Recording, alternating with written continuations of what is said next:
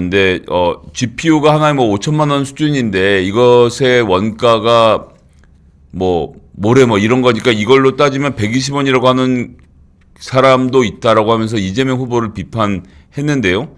대기업이 폭리 취하니까 이윤을 빼앗아서 국민에게 나누자고 하면 안 된다라고 말을 했는데요. 사실관계를 한번 보겠습니다. 잘 아시는 것처럼 이 커피 원가 이야기는 후보님도 직접 여러 차례 설명하셨지만 이재명 후보가 경기도지사 재임 당시에 계곡 정비 사업을 사례로 예를 들어서 자영업자들의 영업 환경을 개선하고 업종을 다양화해서 부가가치를 창출할 수 있는 방법을 찾아보자. 닭죽 끓여서 계곡을 막아서 사유화해서 닭죽 끓여서 돈 벌지 마시고 계곡은 정비하고 우리가 저리로 대출해 드릴 테니까 커피숍을 하시죠. 라고 하나의 사례로 들었던 것입니다.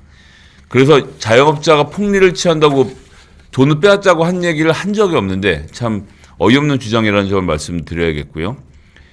그 다음에 중대재해처벌법에 대한 이야기 좀 계속 나오고 있는데 김문수 후보가 이렇게 얘기했죠. 중대재해처벌법을 폐지하자는 것이 아니라 그것이 지나치게 처벌 위주로 되어 있기 때문에 중대재해에 대한 예방을 우선으로 하고 처벌은 그 다음에 최소한으로 해야 된다라고 말한 부분. 이것도 사실관계가 다릅니다. 자, 중대재해처벌법은 사업주한테 처벌받을 수 있으니 재해 예방을 위해서 노력하십시오라고 권고하는 법안입니다. 구체적으로 보시면 산재 상황 사고 제로 등 안전 경영 목표를 수립했는지 이걸 검토를 하고요. 안전보건 업무 전담 조직의 구성을 했는지 이것도 봅니다. 그리고 위험성 평가 등 예방 조치를 수행했는지를 점검하고 산재 예방을 위한 예산의 편성 등을 따져서 이걸 안 했을 경우에 처벌을 하는 겁니다. 다른 말로 하면 이런 걸 안 하시면 처벌받으시고 사고도 나니 지금 당장 하세요라고 강제 규정을 두고 있는 것 뿐입니다. 그리고 중대재해처벌법은 지난번 팩트체크 때도 말씀드렸습니다만 어떻게 된 법이다? 국민의힘과 합의로 통과시킨 법이다. 이 법은 어디서 시작됐다? 세월호 참사를 겪으면서 기업이 이윤 중심으로 돌아가는 것에 대한 문제 제기를 저희가 하면서 세월호의 교훈으로부터 시작됐던 법안이라는 것을 잊지 않았으면 좋겠습니다. 그 다음에 이제 군 가산점, 저희도 뭐 호봉제 문제로 좀 시끄럽긴 했는데요. 저희 것하고는 완전히 의도가 달랐기 때문에 이 부분은 좀 설명드려야 할 것 같습니다. 김문수 후보는 군 가산점 관련돼서 과거에 위헌 판결 난 것처럼 그렇게는 절대 하지 않을 거다라고 얘기를 했습니다. 그 위헌 판결은 그게 지나치게 5%까지 가산점을 많이 주거나 너무 좁은 범위로 해서 그렇게 됐던 건데 자기는 다른 방법을 쓴다고 얘기를 했죠. 국가를 위해서 자기 청춘 18개월 동안 의무 복무를 하고 또 장기간 복무했던 분들이 사회에 나와서 일정 정도로 좀 혜택을 받고 그것이 공직을 취직할 때 약간의 5% 이런 게 아니라도 약간이라도 배려를 한다는 것이 우리 국가의 책무이고 보훈의 기본이다라고 김문수 후보가 이런 요지로 설명을 했는데요. 헌법재판소가 어떻게 판결했는지 내용을 한번 보시죠.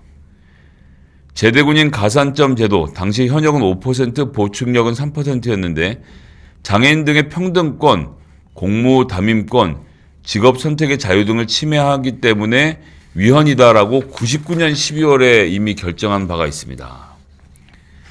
그러니까 이 요지는 뭐냐면요.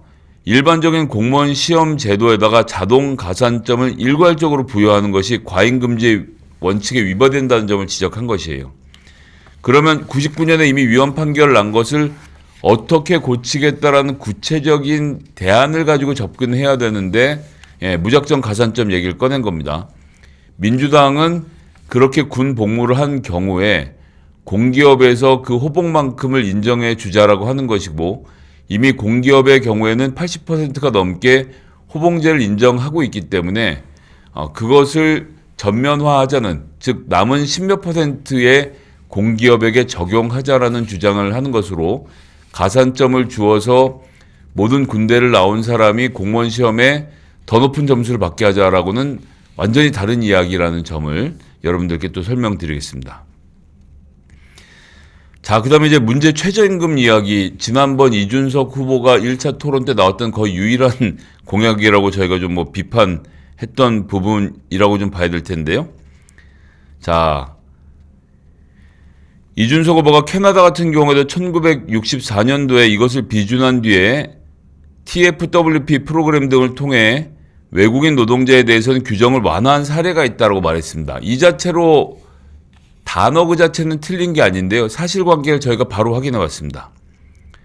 자, 캐나다가 2002년부터 내국인 기피 직종이나 전문 기술을 요구하는 직종의 노동력 수급을 위해서 임시 근로자 제도, 이게 TFWP인 겁니다. 이걸 도입해서 외국인 노동자에게 내국인에 비해서 최대 15% 낮은 임금을 지급할 수 있도록 했는데, 낮은 인건비로 인해서 캐나다 내 외국인 근로자가 크게 늘어나면서 내국인들의 불만이 고조가 됐습니다. 자, 2013년에 외국인 근로자에게도 내국인과 동일한 임금을 지불하도록 개정했어요. 그러니까 15% 낮게 주는 것을 2002년에 도입했다가 2013년에 없애버린 겁니다. 이미 없어진 제도를 가지고 그런 걸 해본 적이 있다라고 말하는 게 이게 말입니까? 한 것은 사실이지만 이미 폐지된 제도를 들고 나와서 2025년에 대한민국에서 또 실험을 해봤으면 좋겠다. 야, 10년 전에 이미 내국인 일자리 문제 때문에 최저임금을 다시 돌려 세웠던 정책을 가져와서 캐나다가 해본 적이 있다는 식으로 말하는 건 이건 매우 부적절하다라고 생각합니다. 자, 오늘 보셨던 것처럼 이은영님이었나요? 이재명 후보 침착하게 잘하셨다는 말씀 저도 되게 동의하고요.